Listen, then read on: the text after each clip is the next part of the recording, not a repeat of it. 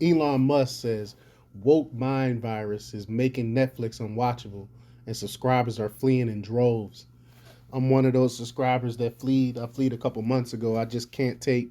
I can't see myself spending the money on programming that I disagree with. So I gave up my Netflix account a couple months ago. But before we get started, go ahead, hit that like button, share this out so we can get this information out there. Subscribe if you're not already a subscriber, and hit that alarm bell so you know when I'm putting out new stuff. Also, check out my link tree in the description. It has a link to my Patreon where I talk about things I can't talk about here. Also has a link to my merch store where I have Let's Go Brandon t-shirts, I Will Not Comply t-shirts. So check those out. It also has a link to my mental health coaching and consultation page. There, you can schedule a session if you're suffering from any type of mental health issues and you're looking for some help. I can teach you coping skills and different ways of managing and how to deal with those issues. All right, so let's talk about this news. Quote: The woke mind virus is making Netflix unwatchable, Elon Musk tweeted Tuesday, and with good reason. Musk was commenting on the news that Netflix has lost 200,000 subscribers during the first quarter of 2022, and its stock is nosediving. Nor do the company's woes appear to be ending anytime soon. Netflix is expecting to lose a staggering 2 million more subscribers by the end of June. Get woke, go broke. Sure looked like it. And I mean, first you had Obama purchasing having a company and throwing his hands in the Netflix game, and people are not watching that crap, and people just are tired of seeing this woke culture being pushed on them, and they're just throwing in the towel and giving up on this bull crap. And again, like I mentioned earlier, I'm one of those people that said I'm not gonna spend money on someone that's totally antithetical to all my beliefs. I'm not going to support that. So I stopped my subscription. But Netflix is unfortunately not in serious danger. Even if it really does lose 2 million more subscribers by midsummer, it'll still have 219.6 million subscribers who have not canceled despite its increasing emphasis on woke propaganda. Also, even as it lost subscribers in the first quarter of 2022, Netflix still turned a profit of $1.6 billion.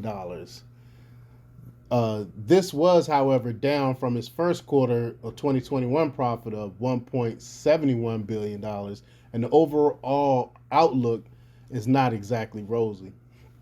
In a letter to shareholders on Tuesday, Netflix conceded that, quote, our revenue growth has slowed considerably, but predicted that the company would come roaring back. Quote, key to our success has been our ability to create amazing entertainment from all around the world, presented in a highly personalized ways, and win more viewing than our competitors.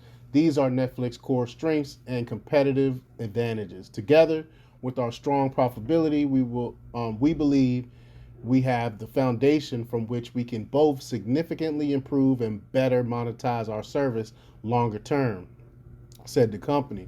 The letter did not, of course, mention anything about the relentless politicization and leftward cultural tilt of the material Netflix is producing, much less consider as a possible reason why people are turning away in droves. And again, that's the reason why I turned away. This has been a long time coming. Back in 2020, Netflix Cuties glamorized pedophilia under the guise of providing what is called, quote, a critical look at pressure society put on young girls to act sexual.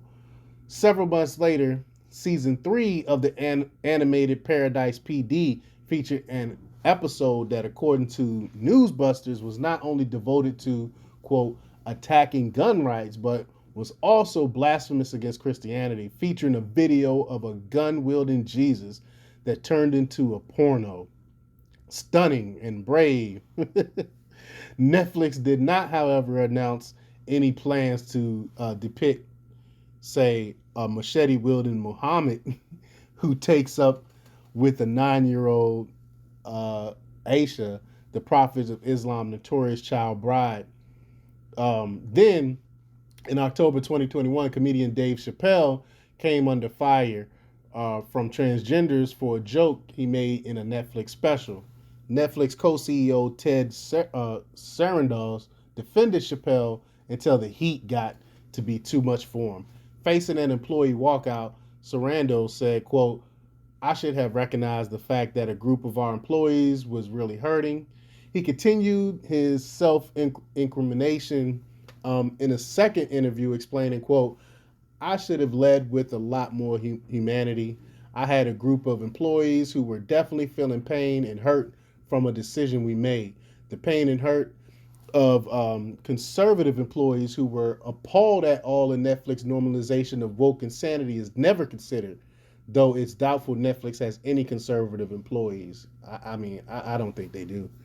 If they are, they're remaining silent and aren't speaking out. But Netflix injection of politics into areas that aren't remotely political has helped.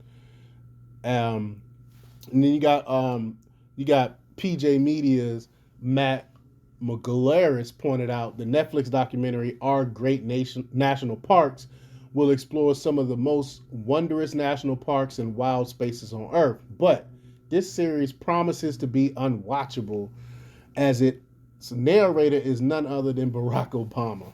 In the trailer, it's not that Obama is touting socialist healthcare or calling Joe Biden vice president. He sounds just like any other nature documentary narrator. Quote, a fish that can walk, surfing hippos that want to catch the waves, a species found nowhere else on Earth. When humanity started to protect these wild places, we did not realize how important they would become. They're a haven for endangered species and a hotbed for scientific research, narrates the former president.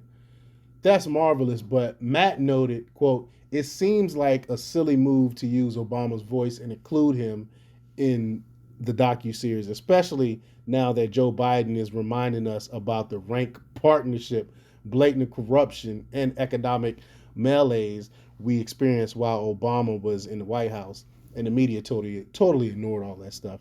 And yes, and if you think it's no big deal, really, if Barack Obama narrates a Netflix series, just imagine the outcry if Netflix asked another former president, Donald Trump, to narrate a series.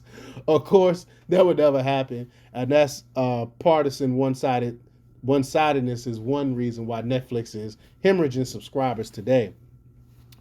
Will it reverse course? Almost certainly not. You know, they double down on their stupidity. They double down on that woke stuff.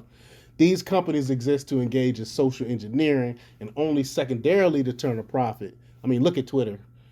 But patriots can do the right thing now and turn Netflix off. But we'll see what happens. Leave your comments down below. Let me know if you're going to stick with Netflix or not. But like, share, and subscribe, and check out demarcopublics.com for the latest in news. Until next time, peace.